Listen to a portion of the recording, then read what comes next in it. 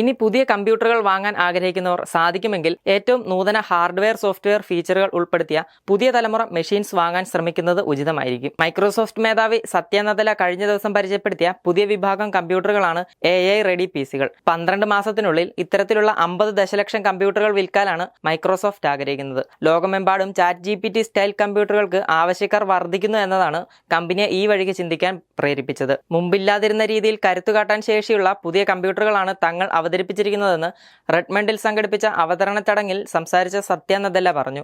പുതിയ വിഭാഗത്തെ Copilot plus എന്നാണ് വിളിക്കുന്നതെന്നും അദ്ദേഹം പറഞ്ഞു.